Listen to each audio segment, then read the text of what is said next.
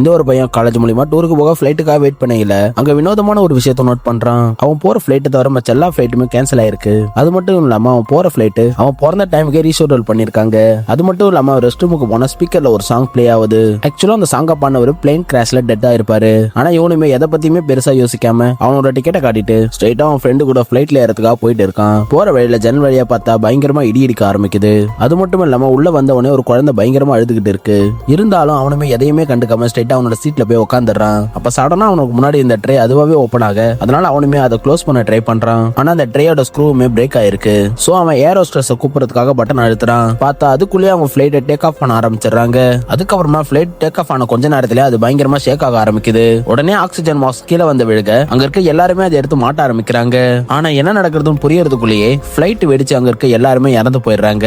அடுத்த நிமிஷமே அந்த பையனுமே தூக்கத்துல இருந்து கண்ண முழிக்கிறான். அப்பதான் அவனுக்குமே அது எல்லாமே கனவுன்னு புரியுது. உடனே அவனுமே அந்த ட்ரேயோட ஸ்க்ரூவை செக் பண்ணா கனவுல வந்த மாதிரி அதுவுமே பிரேக் ஆயிருக்கு. அப்படியே அவனுமே அந்த பிளைட் கிராஷ் ஆக போகுதுன்னு அங்க இருக்க எல்லாருமே வான் பண்ண ஆரம்பிக்கிறான். ஆனா எதிர்பார்த்த மாதிரி அங்க இருக்க எல்லாருமே அவனை பைத்தியம்னு நினைக்கிறாங்க.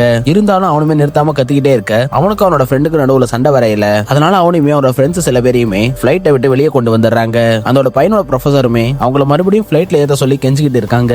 அதே நேரத்துல திரும்பவுமே இவனாலதான் நம்ம வெளியில வந்தோம்னு திரும்பியுமே சண்டை போட்டுக்கிறாங்க.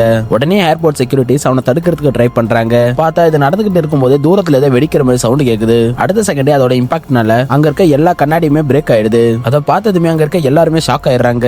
ஏன்னா அவன் கனவுல வந்த மாதிரியே அவங்க போறதா அந்த பிளைட் கிராஷ் ஆயிடுது.